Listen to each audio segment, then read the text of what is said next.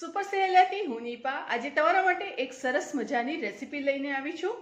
જે રેસીપી તમે બ્રેકફાસ્ટમાં, લંચમાં કે પછી ડિનરમાં કે પછી તમે બ્રંચ તરીકે પણ તેનો ઉપયોગ કરી શકો છો અને ખૂબ જ સરસ હેલ્ધી રેસીપી છે। પ્રોટીન, કેલ્શિયમ, ફાઇબરથી ભરપૂર રેસીપી છે। તો ચાલો મારી સાથે મારા કિચનમાં આપણે રેસીપી બનાવવાની શરૂઆત કરીએ। રેસીપી શરૂ કરીએ એ પહેલાં અમારી ચેનલને સબસ્ક્રાઈબ કરો અને બાજુમાં આવેલા બેલ આઇકોનને જરૂરથી પ્રેસ કરો જેથી કરીને તમને બધા નોટિફિકેશન્સ મળી જાય। તો આપણે અહીંયા અડધો કપ મગની દાળ લેવાની છે અને મગની દાળને આપણે સાફ કરી લેવાની છે અને એને 2-3 પાણીથી સરસ ધોઈ અને પલાળી દેવાની છે। તો અહીંયા અમારી પાસે મગની દાળ પલાળેલી તૈયાર છે। મેં પલાળવા મૂકી દીધી છે અને આપણે 1 કલાક પલાળી રાખી છે આ દાળને। તો હવે આ દાળને આપણે સાઈડ પર ફરીથી 2-3 વાર ધોઈ લઈશું અને એને ડ્રેઇન કરી લઈશું। એક કઢાઈમાં આપણે દાળને મૂકી દઈશું અને એની અંદર 2 કપ જેટલું પાણી લઈ અને એને આપણે મીડિયમ ફ્લેમ ઉપર ચડવા મૂકી દઈશું। આપણે એકદમ ચડાવી નથી દેવાની, થોડી અધકચરી રહે એટલે કે 90% પાર્ટ ચડી જાય એ રીતે આપણે એને ચડવાની છે। આ સાઈડ આપણે ઘઉંનો લોટ લેવાનો છે, 2 કપ ઘઉંનો લોટ લેવાનો છે। એની અંદર આપણે સોલ્ટ ટુ ટેસ્ટ અને ઓઇલ ઉમેરી લઈશું। ઓઇલ ફક્ત આપણે 2 ચમચી જેટલું જ ઉમેરીશું। તેલ ઉમેર્યા બાદ આપણે મીઠું, તેલ અને લોટ બધું સરસ રીતે મિક્સ કરી લઈશું અને ત્યારબાદ આપણે એનો લોટ બાંધીશું। તો અહીંયા આપણે 2 કપ લોટ લીધો છે તો એની સામે આપણે 1 કપ જેટલું પાણી જશે અને એ રીતે આપણે લોટ બાંધવાનો છે। મને અહીંયા લોટ બાંધવા માટે 1 કપ પાણીનો ઉપયોગ કરવો પડ્યો હતો। તમે તમારા ઘઉંના લોટના કાઇન્ડ્સ પર ડિપેન્ડ છે કે કોઈ વાર ઘઉંનો લોટ પાણી વધારે પીવે, ઓછું પીવે એ રીતે, પરંતુ 1 કપ પાણી તો જોઈશે જ। અને આ રીતે આપણે સરસ રીતે એને મસળતું જવાનું છે અને થોડું થોડું પાણી કરી અને આપણે એનો લોટ બાંધીશું। ત્યારબાદ 1 ચમચી જેટલું તેલ લઈ અને એને ફરીથી આપણે મસળી લઈશું અને એને સરસ સોફ્ટ ડો બનાવીને તૈયાર કરી દઈશું। ઢાંકીને આપણે એને રેસ્ટ આપવા મૂકી દઈશું અને ત્યારબાદ આપણે બીજી તૈયારી કરી લઈએ। તો ફ્રેન્ડ્સ, આજે આપણે બનાવવાના છે મગની દાળના પરોઠા, પરંતુ એની સાથે કયા ઇન્ગ્રેડિયન્ટ્સ જોઈશે તે તમે છેલ્લે સુધી જોજો। આ સાઈડ આપણી મગની દાળ સરસ રીતે ચડીને તૈયાર થઈ ગઈ છે, તમે જોઈ શકો છો એકદમ મેલ્ટ નથી થઈ ગઈ અને આપણે આ જ રીતની દાળને ચડાવવાની છે। દાળને ડ્રેઇન કરી દઈશું અને હવે આ સાઈડ આપણે એક પેનમાં જીરું મૂકીશું। જીરું થોડું થવા લાગે એટલે એની અંદર આપણે ઉમેરી લઈશું વરિયાળી। વરિયાળી આપણે 1 ચમચી જેટલી ઉમેરી છે અને એને ફૂટવા લાગે એટલે આપણે એની અંદર કાંદો ઉમેરી લઈશું। બારીક કાંદો લગભગ આપણે અહીંયા અડધો કપ ઉમેર્યો છે અને આપણે એને લગભગ 2 મિનિટ માટે થવા દઈશું અથવા તો થોડું ટ્રાન્સપરન્ટ થાય ત્યાં સુધી આપણે એને થવા દેવાનું છે। કાંદાને વધારે પ્રમાણમાં ચડાવવાનો નથી કે પછી એને ગોલ્ડન પણ નથી કરવાનો, ફક્ત ટ્રાન્સપરન્ટ થાય અથવા તો આછો ગુલાબી કલર આવે ત્યાં સુધી આપણે આ રીતે કાંદાને સાંતળવાનો છે। હવે આપણે એની અંદર ઉમેરીશું કેબેજ। 1.5 કપ બારીક કાપેલી કેબેજ આપણે એની અંદર ઉમેરી લઈશું અને કેબેજમાં પાણીનું પ્રમાણ પુષ્કળ રહેતું હોય છે, જેથી કરીને આપણે એને હલાવી દઈશું, મિક્સ કરી લઈશું અને ઢાંકીને આપણે પહેલાં 2 મિનિટ થવા દઈશું, જેથી કરીને વધારાનું મોઇશ્ચર છૂટી જાય કેબેજમાંથી। અને ત્યારબાદ આપણે એની અંદર મીઠું ઉમેરીશું જેથી કરીને મીઠાનું પ્રમાણ વધારે ન પડે। આ એક સરસ ટીપ છે। અને હવે આપણે જોઈ લઈએ બાકીના ઇન્ગ્રેડિયન્ટ્સ। તો અડધો કપ બારીક કાપેલો ફુદીનો ઉમેરી લઈશું, 1/2 કપ બારીક કાપેલી કોથમીર ઉમેરી લઈશું અને ત્યારબાદ આપણે બારીક કાપીને રાખેલા લીલા મરચાં, અહીંયા મેં 4 નંગ લીલા મરચાં લીધા છે જે સ્વાદમાં મોળા છે થોડા, તમે તમારા ટેસ્ટ પ્રમાણે લઈ શકો છો।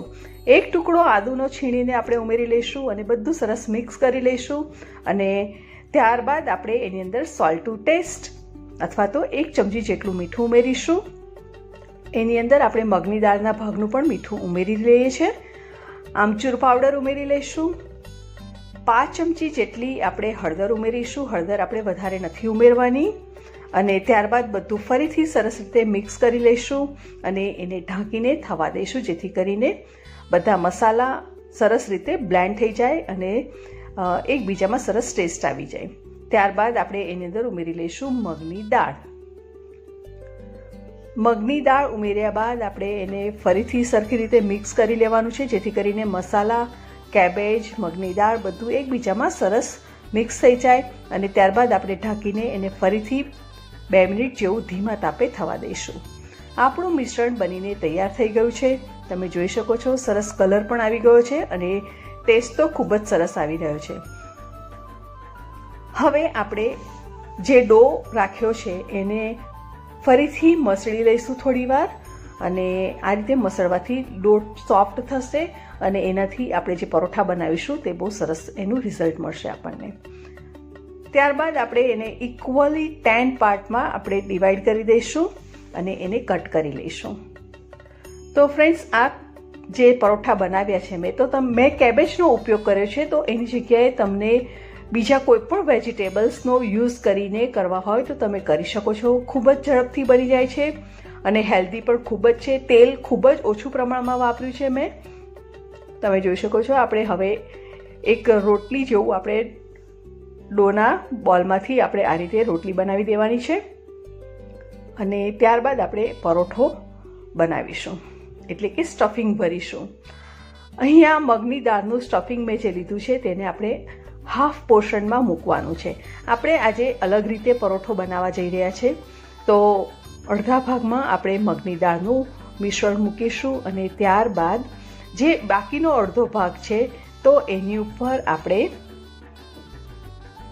કવર કરી અને ફિટ કરી દઈશું સરખી રીતે, જેથી કરીને મિશ્રણ બહાર ન આવે. આ રીતે દબાવતા જવાનું અને મિશ્રણને સરસ રીતે પેક કરી દેવાનું, જેથી કરીને મિશ્રણ બહાર ન આવે અને આપણો આ રીતે અડધો પરોઠો બનીને તૈયાર થાય. તમને આ રીતે ન ગમે અને તમારી રીતે બીજી રીતે તમારે વણવું હશે તો તે પણ હું તમને બતાવી દઈશ બીજી સ્ટાઇલ કેવી રીતે કરવાની છે. અને તમે જોઈ શકો છો તવી ઉપર આપણે આ પરોઠો મૂક્યો છે. એક સાઈડ થોડું થઈ જાય ગુલાબી એટલે આપણે બીજી સાઈડ મૂકી દઈશું અને બીજી સાઈડ પણ થઈ જવા આવે એટલે આપણે ચેક કરી અને એને થોડું તેલ મૂકીને તળી લઈશું. તમારે તેલની જગ્યાએ જો બટરનો ઉપયોગ કરવો હોય તો તમે બટરથી પણ કરી શકો છો, એનાથી પણ ખૂબ જ સરસ ટેસ્ટ આવશે. અત્યારે હું અહીંયા તેલથી તળી રહી છું અને આ રીતે તેલથી શેક્યા બાદ એને આપણે ઉતારી લઈશું. અને બીજી મેથડ તમને બતાવી દઉં, આ રીતે રોટલી વણી લેવાની અને એની અંદર આપણે સ્ટફિંગ ભરીશું લગભગ 2 થી 3 ચમચી જેટલું, અથવા તો તમને વધારે ગમે તો તમે એ પ્રમાણે સ્ટફિંગ પ્લસ માઇનસ કરી શકો છો. અને આપણે જેમ આલુ પરોઠા કે પૂરણપોળી બનાવતા હોઈએ છીએ એવી રીતે આપણે આ સ્ટફિંગને ભરી દેવાનું છે. બધી સાઈડ કિનારી એની ભેગી કરી લઈશું અને થોડો ઘણો જો વધારાનો લોટ દેખાય તો એને આપણે કાઢી લઈશું. ફ્રેન્ડ્સ, આ એકદમ જલ્દી બની જાય એવી રેસીપી છે અને ખૂબ જ હેલ્ધી છે અને તમે આની સાથે ઘણા અલગ અલગ વેરિએશન કરીને પણ બનાવી શકો છો. અને ખૂબ જ કેલ્શિયમ, વિટામિન, પ્રોટીન્સથી ભરપૂર આ રેસીપી છે અને નાના મોટા સૌને ભાવે એવી રેસીપી છે. આ રીતે આપણે પરોઠો વણ્યા બાદ એને પણ આપણે શેકી લઈશું. તમને જો આની અંદર ચીઝ ગમે તો તમે ચીઝનો ઉપયોગ પણ કરી શકો છો. બાળકોને ચીઝ ખૂબ જ ભાવતી હોય છે તો તમે એને ઉપરથી ચીઝ સર્વ કરીને પણ તમે એને આપી શકો છો.